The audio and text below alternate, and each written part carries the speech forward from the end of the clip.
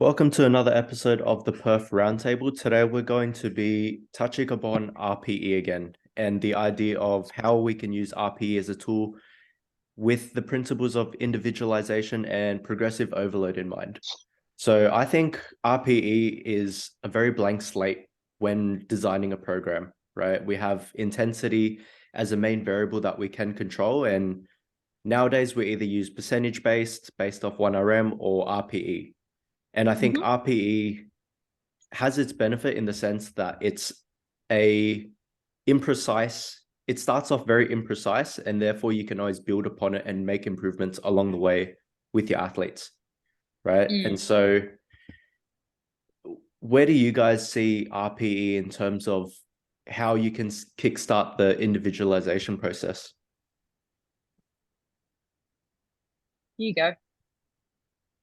Okay, so I guess it's obviously, as you said, it's individualized in RPE, and it's just educating someone initially on where their RPE kind of is, how they are as a responder as well, whether it's like a, as the name suggests, like a rate of perceived exertion, so their level in which they're kind of pushing, or a Mm. true RIR and how many reps they had in reserve. And a lot of people are going to be different, right? We have people that are working with true RIR, and that's the way that they respond because it's less fatiguing on their system, and they'll respond that way. Whereas we have other people where it's literally a rate of the exertion levels that they're putting out. So it's some people we have a 6, but could they actually do 4 more reps? Like maybe not, but they're rating it a 6 on their scale. So everyone's Yeah. scale is their own kind of scale. So like I said, it comes from an education kind of point when you're working with an athlete. And it's also how they kind of perceive their own training as well, and how hard they're willing to push to kind of match the RPE that you're prescribing them. Yep. I When guess you it comes when you down to, say RIR, that's referencing reps in reserve, right? So like the traditional definition, how we've used RP in the past has been like, for example, like six out of 10 means you've got like 4 left. yeah. If we're Yeah. talking Yeah. true RIR reps in reserve, you Mm. should be able to do 4 more reps. But if we're looking at like a set of 8 or something like that, or a set of 7, it's very, very hard to gauge on that scale. And I think even sometimes for singles, right? If we're hitting like a single at 6, like you don't want it to be something that you could truly hit for 5 reps if we're programming RPE 6, because no, that's probably too low threshold, right? Mm. So Mm. it's hard in that sense, and it's also, but it depends on the athlete, right? It depends on how strong they are, how much load they're Yeah. lifting, and also like the lift itself. Like we talk about just like outputting sometimes, especially like on bench press, where it's like we program something, but we're kind of thinking more in like a kilos in reserve kind of sense of how Mm. much more we could add to the bar based on the prescription of the RP and how hard we perceive that lift to be. Mm. Yeah, I agree a lot with that. Like I've lately been describing to my athletes, like say for especially bench singles, it's like from RP 7 onwards, it's likely that the load you end up picking that I do want them to load up, they won't be able to do more than 1 rep. And so we're Yeah. Yeah. defining RPE like in that context, specifically for bench press, as like degrees of grindability. That's Yeah. how I've been Definitely. Yeah. defining it. Like when it's at 10, it's like you probably can't go any slower. At 9, Yeah. 8, at 8, at 7, you'd still be able to only do 1 rep, but like it's still moving quite fast. Yeah. Yeah. That's where I think education comes in, because it's some athletes will get confused with those things because they box RP into something like for each, keep it the same for each lift, like RIR, whereas, and then not taking into consideration their own individualization. So, bench press is a really good one. So people like may use RIR really strictly with bench press, but if you really have 3 reps in reserve for bench press, for a lot of lifters, that's quite a low intensity that they're working at. Mm. So it's important to educate them on what RPE for bench press may look like for them based on their leverages. Yeah, for sure. Yeah. I think a good starting place is always to use the traditional definition, just so then we do have a working model. So Yeah. having that reps in reserve where 6 means you have like 4 reps, and then every 0.5 is like a maybe you Yeah. have that same amount. And I think it's a good spot, especially for like beginners, people that haven't used RPE. It's a good place to start. Yeah. What are some of the considerations? So Steve touched on, like, for example, when you do high rep work, it starts getting a bit inaccurate, right? So as I mentioned at the start, I think RPE is an imprecise tool. Where do Yeah. you see RPE starting to get a bit like muddled when you do use it, or inaccurate? I guess like what I touched on, right? When we do start to work with higher rep ranges, different leverage built people too. Yeah. Like we talk about someone that's a very technically efficient deadlifter as well, right? And they can rep out, you know, or let's say they're quite similar in the sense of like a bench press, right? They can hit a single, all right, and it's like 300 kilos or something. You put 5 to 10 more kilos on that 7 that they've hit turns into a 10, or they fail or something like that, because they are so technically efficient that no matter what weight they kind of put on the bar, it moves the same the whole way through until it just doesn't. Yeah. So that's when it can become very muddled. And I think that's where even velocity would be hard as well with someone like that, because it gets hard because the speed doesn't change either. And if we talk about, you know, there is other things too, like what the arousal level of the athlete works within. So if this person's arousal level is high, things move faster, RPE looks easier, weight could even go up. If they aren't so aroused, you know, this is where RPE looks down, load can come down, but stimulus can kind of be the same. It's a tricky kind of situation when we're talking about things like arousal and external factors as well, because that's when things do get hard. But I think that's where RPE also plays a really good role, because you can, you know, really auto-regulate on those days where you aren't feeling the best, and you can't get, you know, hyper aroused or work to the best of your means. But at the same time, we kind of want to be able to, or should be striving to be able to beat our last score, kind of thing. Yeah, got you. Like it is especially hard, especially with you, say, programming someone who's got like at 7, and you would recognize that at 7, and the following week it like they hit a wall. Has that been something that you've experienced yourself, Steve? Yeah, when I like multiple times, right? Because Isn't that happen when you're learning RPE with a new athlete? They're bound to hit a wall at some stage. yeah, and it's also like fatigue markers and how that person kind of responds. Like they just can't. Yeah. The 7 for them is you'd think, yeah, oh, that was fast. That was really, really good. And then we go next week, and let's say we program either like a repeat RPE or like static RPE the next week, or we go up a bit, and it's just straight wall or a 20 kilo drop or something like that, something ridiculous. And it's just like, what has changed? And it's like maybe this person's individual scale and the way that they're rating their RPE is inaccurate, I suppose, or not true to a true. There should be someone that should be working like a true RIR, because their fatigue levels and the way that they fatigue is just all over the place. The way that they kind of respond is just completely different to how we would normally expect. But I think, like I've said a few times before, I've worked with that many people now that I don't find it uncommon for things to happen now. It's just understanding why it happened and who that person is and how we can stop that from happening again. Yeah. Where have you seen RPE get a bit muddled, Kelly? I think it gets a bit muddled when lifters try to predict their lift with an RPE. So, like for instance, you know, say you've like. Sometimes I find that lifters will foresee the future in what their 7 should feel like without taking into consideration technical changes that are happening, external factors, and will put the load on the bar expecting that 7 to be the load that they've prescribed themselves anyway. And I find that sometimes these people in that instance get a little bit muddled because they're not taking into consideration what RPE actually is, and they may as well be working with percentages. And I had a conversation recently with one of my lifters on this, whereas the changes that are happening around this lifter's bench press maybe is going to mean that the RPE is higher for a little while.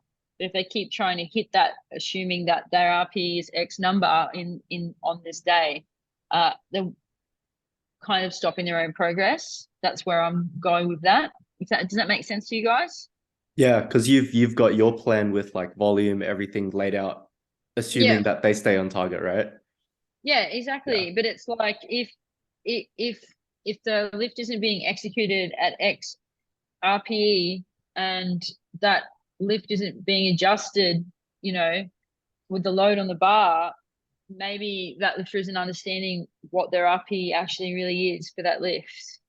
Mm-hmm. Yeah, for You know what sure. I'm saying? That's kind of what I'm going. And then another one is I found the lifters who are quite literal. So like, oh, I felt really good today, so I put X amount on the bar, but it says it's a 7, but that jump is like, 20 kilos and it makes them run into a brick wall. They haven't understood that the 7 is gaining some momentum. So you still have to can take into consideration what your jump per RP actually is. That's kind of where I see a couple of scenarios that things get a bit muddled. Yeah, for sure. Yeah. I think I'm a bit guilty of that, Steve, especially. Yeah. Like for me, like every 3 weeks, oh, I feel good. And it'd be like that plus 15 or plus 20. And then you run into a Yeah. wall in week 4. Yeah. Like in a sense, But like I've found it to like I've made it work to my favor as well. And yeah, Steve has recognized it as well. yeah, Like we that could just be notice. that week 3 is your go week. Yeah, literally. And Yeah, I guess like I peak in 3 weeks, but it doesn't mean we necessarily deload every fourth week. It's like no, expect a bit of fatigue and then I could make it pop off again like 3, 6, 9 kind of thing. yeah, and that's a trend, right? But Yeah. it's when that trend isn't recognized properly, and then it's not communicated about that trend might look like it shouldn't be there type thing. I think we what we did with that is we tried that too. We tried the like, okay, we'll just go 4 weeks. Yeah, And it didn't like, work. and it's like, nah, it's kind of like not long enough at the same time, and then we pull Yeah. back too Yeah, far, and we're yeah. just too messy. And But that I does think work. It does work for some lifters. Sorry, Steve. It does work for some lifters, but I think that 3-week trend works maybe for the bigger people a little bit more. yeah, because there is so much more Yeah, absolute load on the bar. yeah, But we yeah, have also like I like it when we say like obviously like we can almost keep RP static if we're generating momentum, right? And yeah. Mm-hmm. adaptations are taking place in the right way. Mm, The lift should be going up. So I mm. like it when like the lifter comes to me and they'll say, okay, like this is where we're going to start. Yeah, And they have this plan. They lay the plan out and they yeah, literally write like every single number. I think Zayd did this, and Zayd's only like a young lifter. He's a sub junior, and I looked at his program after I wrote last block, and he literally wrote himself a runway. He that wrote, works though, and when people know what their runway should be. yeah, but Yeah, it's also giving yourself leeway, right? So yeah, he wrote himself what he expected each week to end up where he wanted to end up, and yeah, he ended up there. But we had to keep in mind like we're going to need leeway if things don't go to plan. But this is if in the perfect scenario, right? Because we want things to be kind of perfect in a sense where they do end up how we want. But I remember just opening that and him kind yeah, of he wrote every single number out in the notes section in his program. And I messaged him. I was like, if you wrote yourself out a runway, he's like, well, that's where I'm going to end up. And I was like, okay, like yeah, I like this idea. If that's what keeps you composed yeah. enough to not go stupid when you feel good because you've already done it, then Mm, that's what's going to work. mm. I totally agree with what you're saying, and what I said before isn't the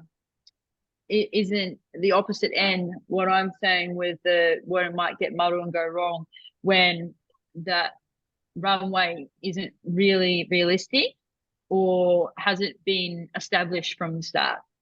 Does that make Yeah, sense? or it's got a weird jump that doesn't make sense in the middle somewhere. Yeah.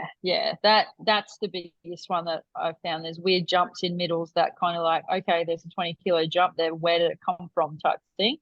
So if we talk about like Danny, right? He could be Yeah, like if we're talking because we know week 3 he's going to be feel good. We just know that now yeah, he week feels 3. good on that week. So if we start Mm-hmm. like RPE 6 or 5, 6, 7 or something like that, and we have like a linear Yeah, progression of RPEs, we know that one RPE jump in week 3 is going to be like a 15 to 20 kilo jump, whereas every other week's like 10 kilos. at the moment Yeah. anyway, because everything's just like going up. But that third week is just insane compared to the others.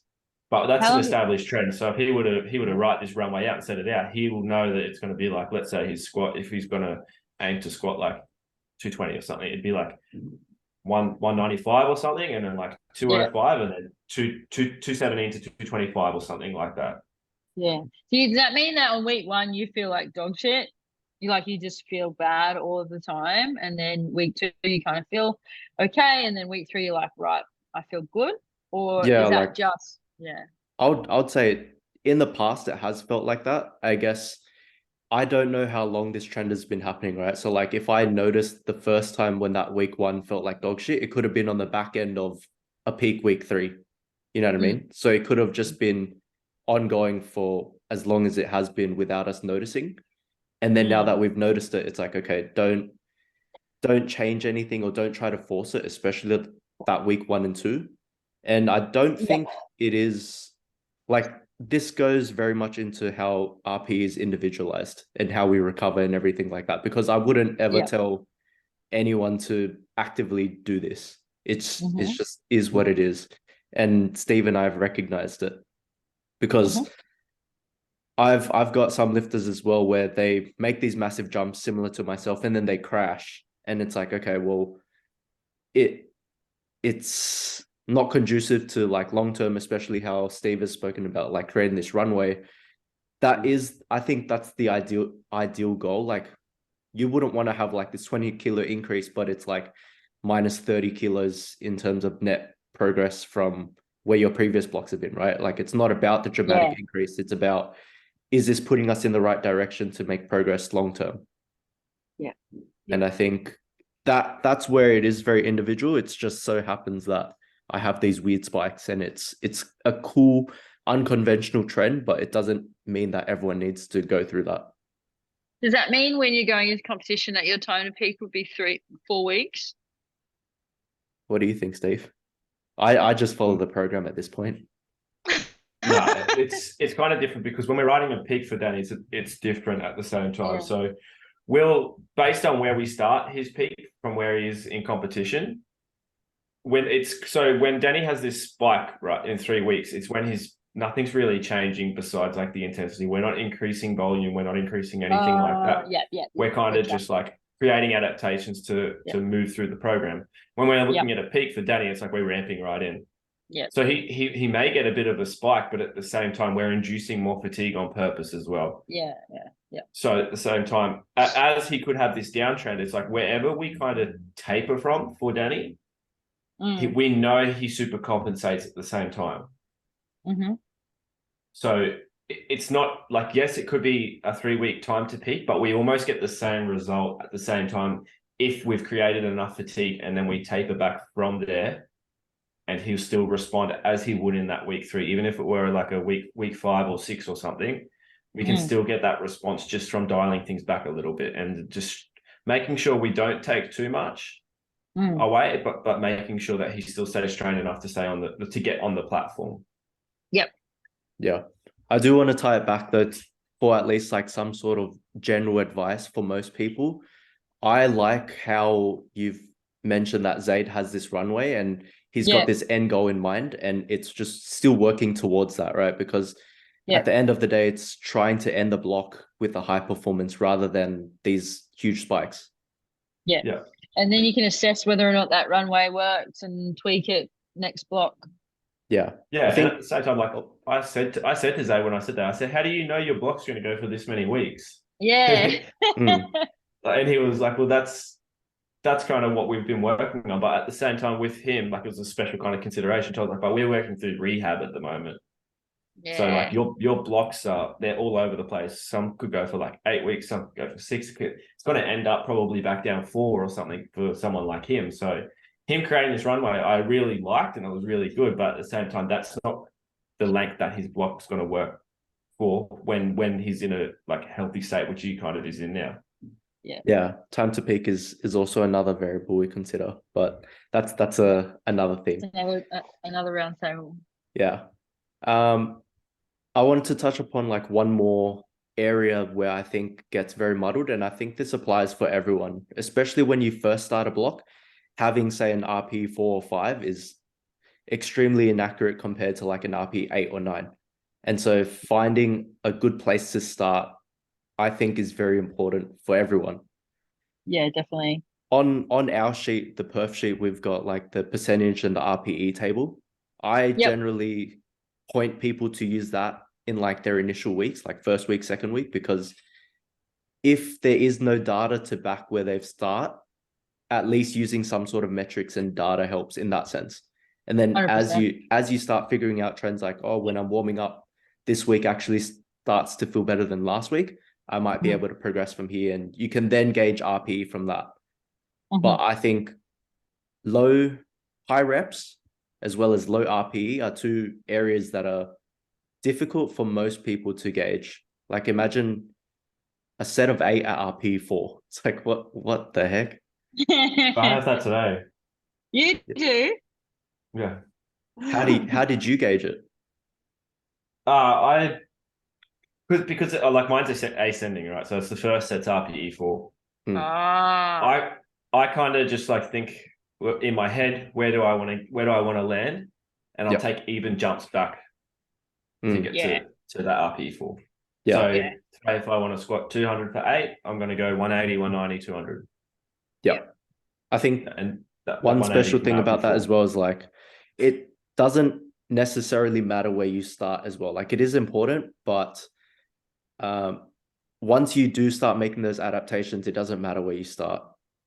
Yeah. If we're programming an RPE 4, right, it's an RPE 4 for a reason. Yeah, exactly. Well, that's definitely, and those reasons might be that, you just came off comp prep, and you need a week 0 or whatever. Yeah, literally. Or RP4, that person, if you're gonna be, if that you prescribe an RP4, it might be accidentally an RP6. So you're just foreseeing the type of lifter that they are, knowing the jumps are going to be. So like you've just said that you're someone who's going to work to that top anyway, Steve, no matter what. Yeah, always. No matter what the 4 is. So that's maybe, Sean's way of just going, well, I know he's going to work to this anyway, so I'll just work backwards with him. Yeah, he's like we've established that. I know that myself. Like it doesn't matter. There's the amount of times too, like I've came in and I've had a number in mind that I want to hit, and I go above that is more times than I go below it. Yeah. So that's him just knowing that about you. So if he programs 6, 7, 8, you're going to be like, fuck, and my 8's here, so I'll start higher than I would, which is probably not conducive to the gains that that you'll make with those 8's. Yeah. So the other thing too is when touching back on that RPE scale, I like to use that RPE scale for back down stuff, right? If we programmed like a top single or something and someone's essentially overshot that, let's say, and to be able to manage fatigue appropriately rather than just like adding more to what their back down was prescribed from the week before. So let's say someone has done way too much on that top single or whatever we're programming as the main kind of stress movement for that day or set, and they've overshot that. Then if they refer back to that RPE scale that Danny talked about, the calculator, and they write exactly what they did there. So let's say we had a deadlift single programmed RPE 7 and they've hit like an 8.5, right? Yeah. But then naturally in human mind, right, we want to do more than what we did the week before on, like, let's say they had a set of 4 after, and that's programmed at RPE 7 as well. Yeah. If you add more load to the weight on what you hit last week, you've already hit, a top single that was higher than it was prescribed. And if you go back down to even doing more than what you did last week, to, because we're talking about adaptations and building momentum, should be realistic, right? But you've overshot that. So then go and put that in the calculator, and that will spit out what you kind of should be hitting. The amount of times I've used that to be able to manage someone's fatigue in an appropriate way has been really, really good as well. Yeah. Really good tool. I guess then I want to touch upon then bar speed and the use of velocity-based training, because it is a new tool that we've been playing around with individuals that have the privilege to use that kind of equipment, right? And so I think it's great. I think for everyone, bar speed should be the main thing that you can use to gauge your RPE. Obviously, if things are slowing down, that means either you're not trying hard enough or it's actually getting harder, right? And like, I think if you're accurate with it, bar speed can and still is used as the main proxy to gauge RPE, and there's nothing wrong with it. However, VBT takes it to another level and essentially takes out that mental calculation out of your hands and literally gives you a number in decimal points as to the actual RPE it is. Yeah. Right. How have you guys been using RPE as of lately? Because I know in the previous podcast we touched upon it just a little bit, but have there been any new considerations with how you've used it with RPE? I think it's been really good. I mean, you go first as an athlete, Steve. So it's good to acknowledge, right, the speed in which it's moving. It doesn't take into account anything. It literally just like the speed that you're moving is the speed that you're moving. So that's why I found it really good for myself, because as we said earlier, I'm someone that's going to come in, and if I've got a top end in mind, like I'm putting that on the bar, no matter what anyone says. Or even if I watch a video back, I remember like a week I scored a 272. Like I had a 255 before that, and it looked like shit. But I was like, I'm going 272 today. Don't care. I want to hit 600 pounds again. Yeah, I'm doing it. Put it on there, and I did it right. But at the same time, you need a lot of time to kind of accumulate enough data on the machine. So I don't think that anything that it tells me how fast I'm moving at the moment, right? But I didn't have enough data. I hadn't done enough like kind of RPE 10s or anything that was really, really hard to be able to tell me how my warm-ups are moving compared to what I should be able to hit on that day. But now for me, it's like it's enough there. Like we say a bit, Danny, like data don't lie. Like the machine isn't lying to us, telling us if we're moving slow. Like we can't just tell it that we feel good and we're moving good. Like, cause I always can say to an athlete can say to their coach sometimes, like, I feel good. Can I take this? Yeah. It's like this is like data in front of us that's literally saying you are feeling good and you're moving well, or you're not. Yeah. And I think that's the biggest benefit from it. Yeah, definitely. It also works the other way too with those athletes who may struggle with load selection. So the ones who struggle with the top end load selection and tend to not freak out, but like don't really, it helps them to understand that it moved faster than last week, so they can put more on the bar if they need to. Because that's when it takes into account external factors, and leverages are two big things. If you've got people who can't move, they can't change their external factors, so they may come into the gym with less sleep and they don't have their recovery markers under control, then they may assume that they're moving worse than they are, and may not progress. And then I found with someone like Sam, it's working really well because he's so tall with squats. So, it's helped him to load select, because we don't have much leeway with selecting loads. If we don't select the right loads, it's hard to come back from. Yeah. Do you guys ever predict programming based off how velocity is being collected? Not yet. No, only because Not yet. the only reason I want to be able to program like here, hit like, this single between this speed and this speed. Like, I feel like that would be really, really valuable. But the only thing is, like, it's very, very individualized. And I think the athlete would need to have it themselves in a way. So they're the ones that have established the fact that their RPE 6 is at 0.3 something or something like that. Okay. That the athletes established that. So it's them doing it, right? Yeah. So I believe like it could be done. It could 100% work, and it would be fantastic. But the speed is so individualized as well as RPE.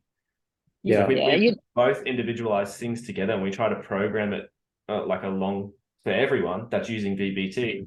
It gets muddled again because the 0.3 for me is not 0.3 for you, Danny. And we've established that, right? Like I've sent you a video and you've sent me a video and we've both rated the RPE, but mine was slower and I still rated a less RPE.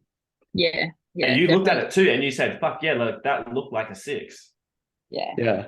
Yeah. And again, that would be another tool that, like, if you were rating, and yeah, Steve's right. It comes back to the athlete and how fast the athlete is moving and how they feel under the barbell still. If we end up predicting speed, then it goes back to the argument was maybe that's just percentages.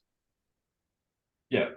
Yeah. Do you know what I mean? So Yeah. like maybe we should just be using percentages then, because then we're predicting how the athlete should move.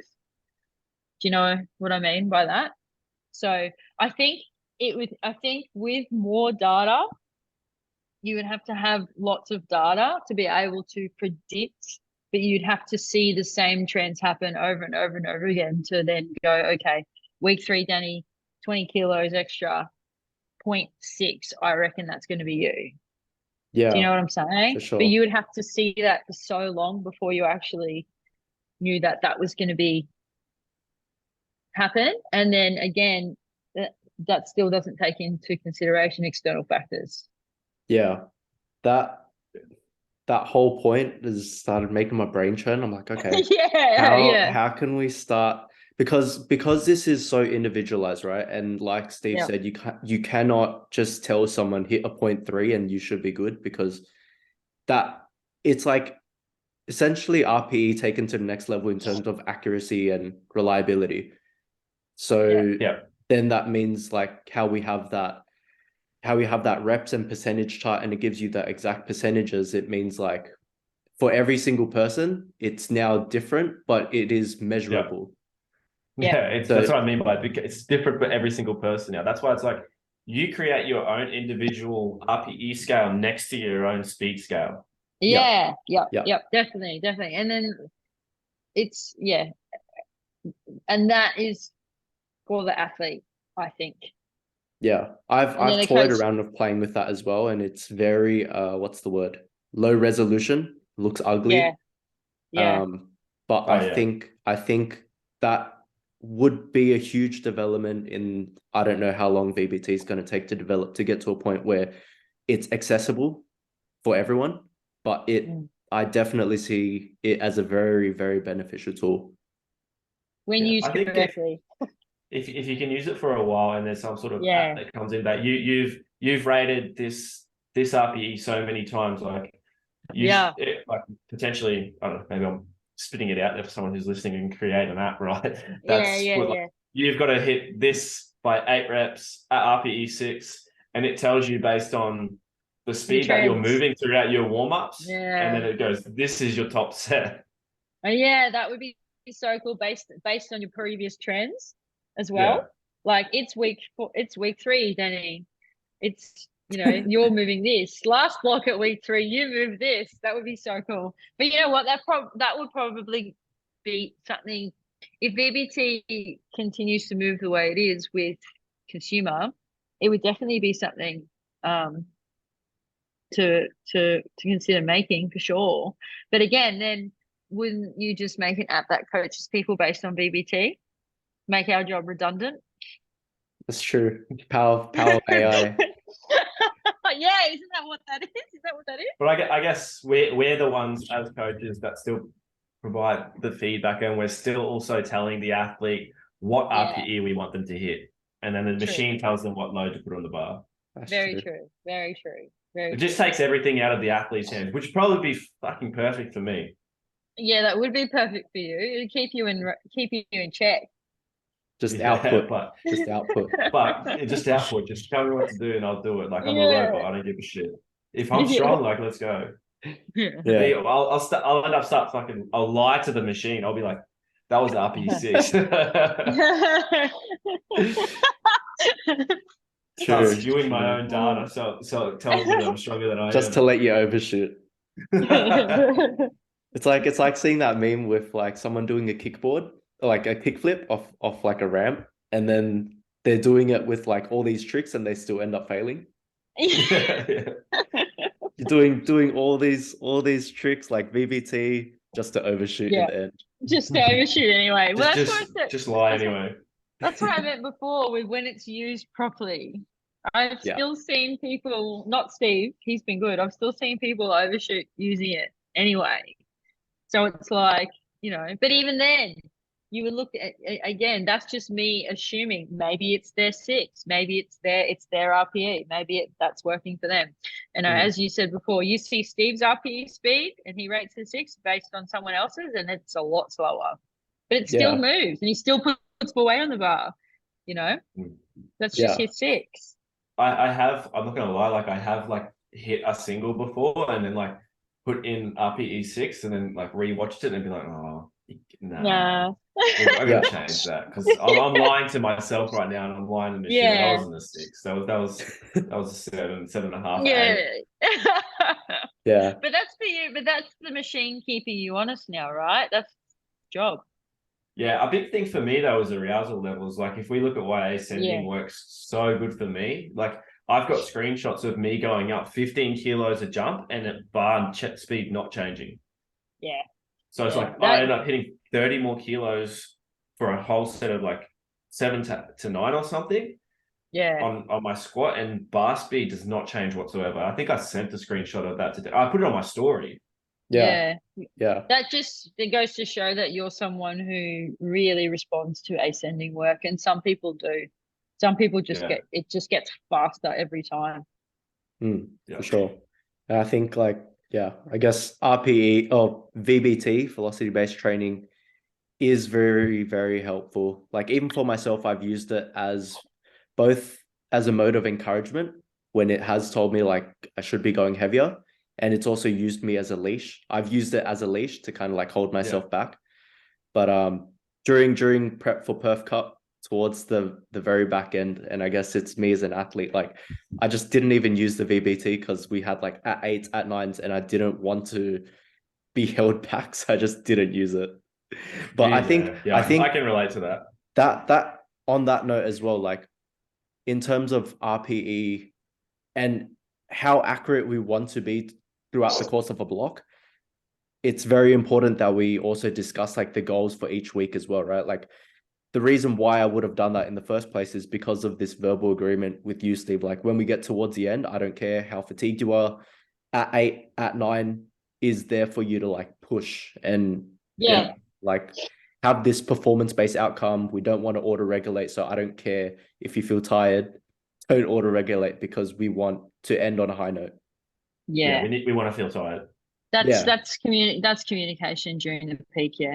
Yeah, it's very, very much hand in hand with communication and having the goal with RPE, because at the end of the day, right, it is just a scale out of 10, and it's a tool that we as coaches can use then. So because it unties us from having to use percentages, and the lifter just has this like unrealistic expectation sometimes to like just keep going 2.5 or 5 kilos up, we then have this ability to plan like 1 week in advance and essentially like factor in all these things that might affect load selection.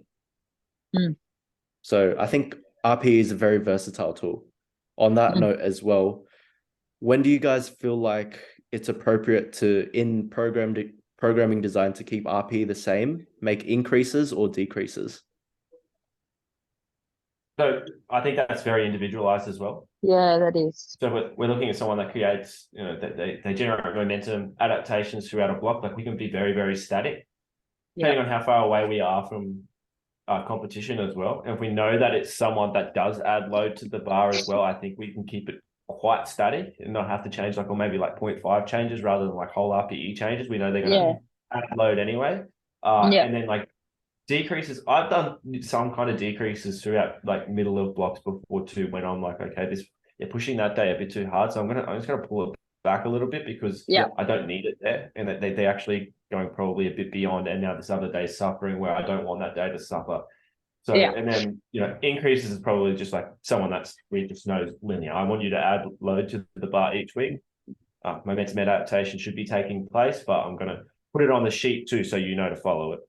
Yeah, when we don't use it is when people who might be a bit anxious about RP and anxious about overshooting, then you if you keep it static, they're only going to add 2.5 kilos or nothing to the bar because they are either anxious about overshooting, or we haven't explained to them adaptations early enough, or they're not doing enough to adapt.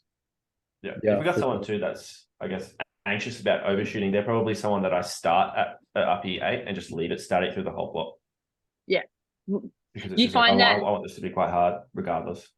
yeah. So in that instance, would you let's just say you've got a 7-week block and you go 5, 6, 7, 7, 7, and you're like, okay, this person is someone who's saying that it feels heavy, they're anxious, they don't want to overshoot. With you, just go straight 8, 9, and then the next block you just start at 8. Yeah, yeah, and I just leave it kind of static, and then that last week I go bang. Yeah, yeah, Yeah. and that forces them to put load on the bar, or just forces them to work harder. It kind of just forces them to work harder because people see 6 and they think it's got to be super, super easy or something. Yeah, But yeah, RPE definitely. 6, 7 isn't that easy, right? No, not when you're doing it properly. Yeah, it shouldn't be super easy. Like it should be easy-ish. But if we Yeah, talk about, okay, if I'm going to use myself as an example, right? When I talk about like rep maxes, and so I've squatted 240 for 7. I've deadlifted 260 for 6, right? So 260 on my deadlift should be an RPE 5 at the end of the day, right? If we're talking about it in that sort of context, 240 for 7, so that makes 240 for 1 for me. What, like RPE 3, 2? Yep. Like, but no, it's not. It's not. Yeah, and that's just you as a lifter. Your rep works, and you especially the ascending work, you can tend to push that harder. Yeah, I mean the 240 for 7 was just like, I'm going to do it. Yeah, yeah, you're just going to do it, and then you find that 240 for a single is, what is it, RP 3, 2? If I'm strong, right? Yeah, If I'm feeling good, it is very, very easy. Remember when, yeah, like, I remember when I used to have all that pop and like 240 to 250 used to just feel effortless. I just used to yeah, stand it back up with it. That was back then.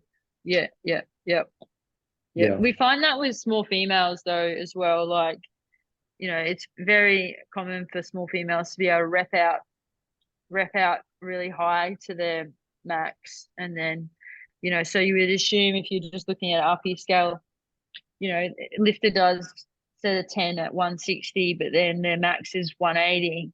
You would assume that they should be able to put more absolute load on the bar, but they can't. Yeah.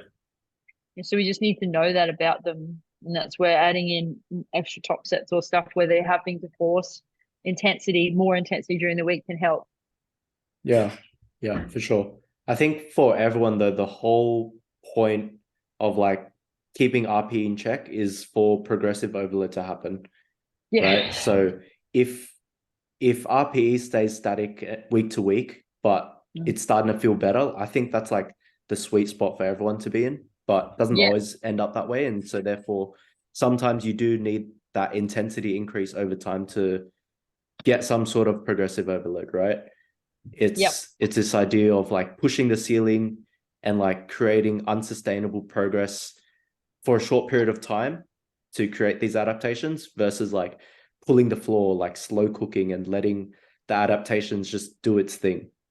And I think that's where static RP works really well, because then I guess in that context, your volume must have been lined up perfectly just for these adaptations to happen, right? And I think some in very rare cases, like that RPE decrease would be used, like Steve said, when you've initially created this plan and they're running it and it just seems to be generating too much fatigue. You can always adjust as you go week to week.